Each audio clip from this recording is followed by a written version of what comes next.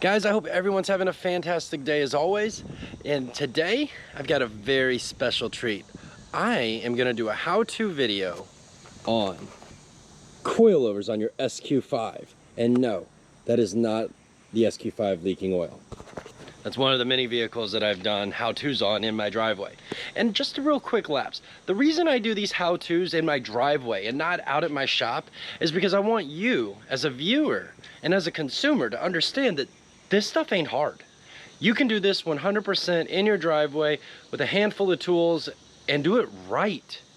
You know, the technical bits of a lot of this stuff come more down to the alignments and breaking down the coilovers, not coilovers, but breaking down the shocks and struts so you can put the coils in. Hold on, my phone is going off telling me, hey, you're not awake yet. So while we're in here, I guess I should grab the keys to this thing.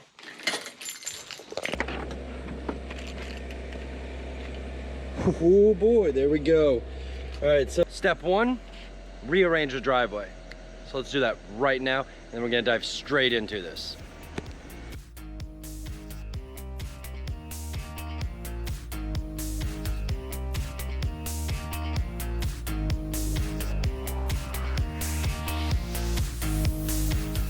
All right, now that we got everything moved around and whatnot, so here's what we're gonna be installing today.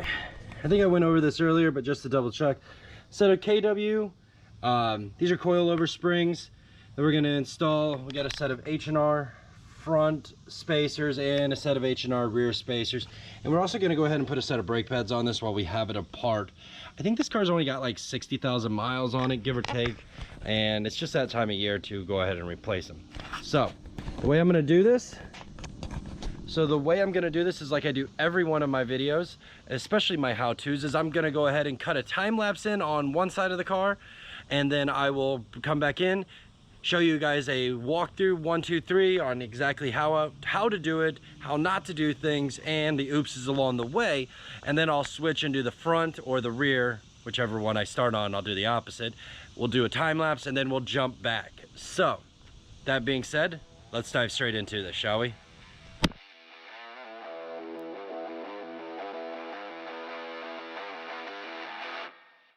Here, before we want to go any farther, we need to remove this ride level sensor right here. We just need to disconnect it from the lower control arm, and it's going to end up getting tucked up out of the way because my customer did not purchase the shorter rod. They do make shorter rods for these ride level sensors. They do make a shorter ride level sensor rod that you can upgrade to. My customer just opted out to do that. So he just wants to go ahead and tuck it up in the suspension and leave it alone, and it won't be a problem. We did this on his old Q5 that he had, and it never gave him any sorts of problems, so that's what he wants to do on this one as well. If you leave this connected while you work on it, you are gonna break it.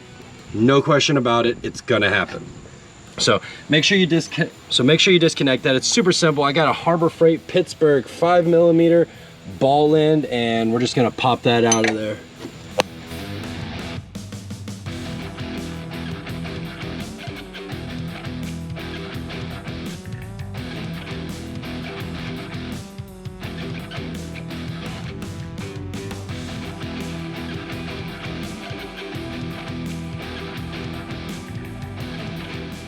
All right, so I'm sitting here editing this upload for the SQ5, and I realized I forgot to tell you guys that with the way things went on this corner, the lower strut bolt on the rear I was not able to remove, so I had to spray it with PB Blaster so that I could attempt to get it loose. It never did come loose as you continue to watch this, but at the end of the day, it was okay because here was a different potential contingency. Could I still do it with it all kind of assembled?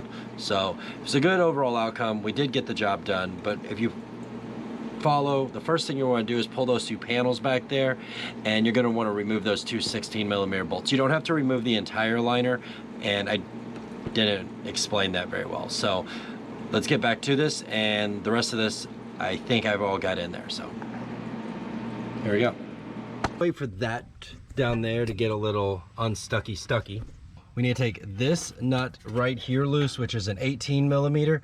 Don't worry about holding this end. It is not gonna spin very easily. If it does, that is also an 18. Then we're gonna remove this bolt right here, and that's going to give us enough clearance to get this sucker down a little bit.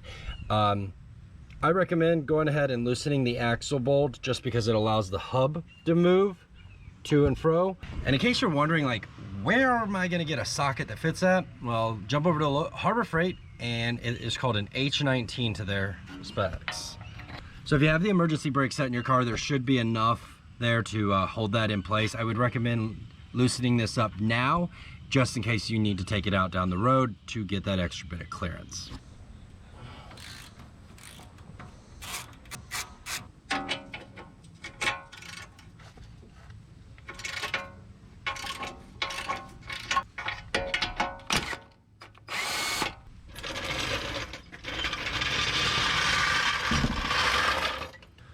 All right, so on the end of this, it's okay to give it a little tap, tap, tap-a-rooney.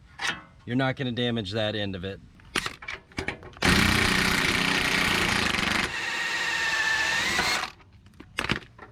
That was about 30 ugga-duggas. All right, so now we should be able to drop this down, and voila, we got a lot more room here. I'm gonna go ahead and disconnect this. Now, if you want to disconnect these, guys, these are really, really simple. I know everyone makes a fuss about them. If you push in and then just on the end there with your thumbnail, dude, they come right off. Super easy. That's your pro tip of the day. All right, now the next part, we are gonna pop this spring out of here. So I know some of you guys might be saying this is not doable. Promise, this is very, very doable.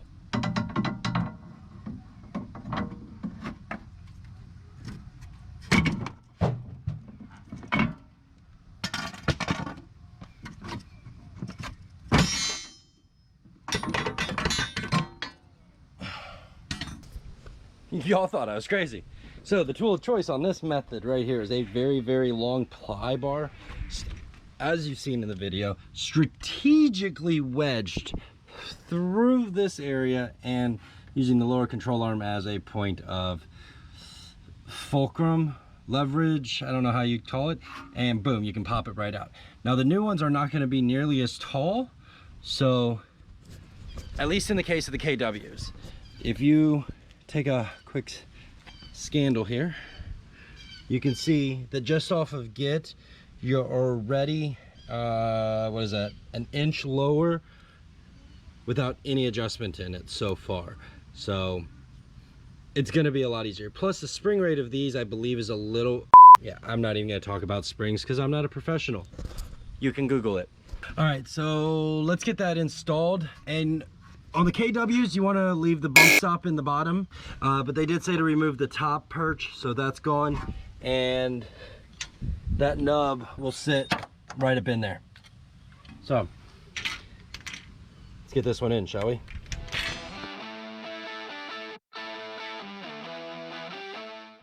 All right, well, that was done.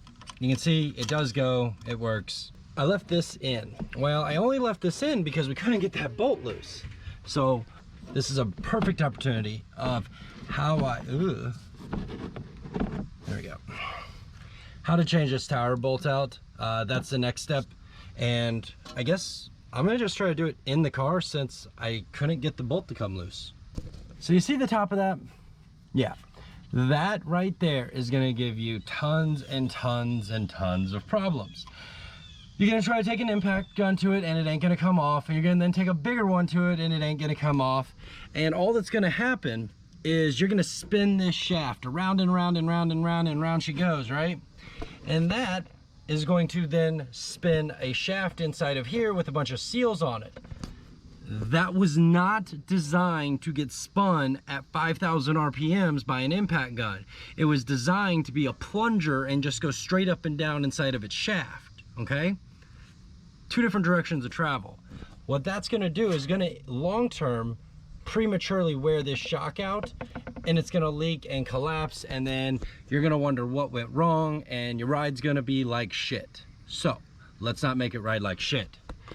So what I do, most I'll probably get is gonna happen here is I'm gonna get flamed in the comments by somebody because they're gonna say you're ruining the shaft. No marks, right? If you pull this down and you can get it down out of there, you're Hercules. This one just, for whatever reason, came loose. Now, I'm not talking like freaking Son of Thor grip, right? I'm talking about just a nice firm grip, like so. Like one-handed, good squeeze, it ain't going nowhere, right?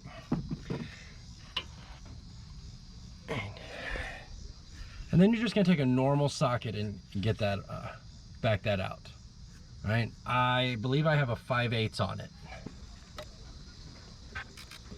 So when you're doing this, the first, I guess, loosen, you wanna grab the head up here and then hold this down here. It's just a nylon nut. Once you get past the initial, I guess, like final torque or first untorquing, whatever you wanna call it, it's pretty easy. They should just back right off. Look, no marks. No marks. After you get that all off, now you just want to take, this is where we might have a problem. Grab that shaft and shove it back down in its hole. Oh, buddy, quick hands. On a side note, you're gonna take notice in a KW kit for your SQ5 that there are two different size bump stops. On the rear, you wanna make sure to be using the taller of the two. All right, so we're gonna get this installed like that.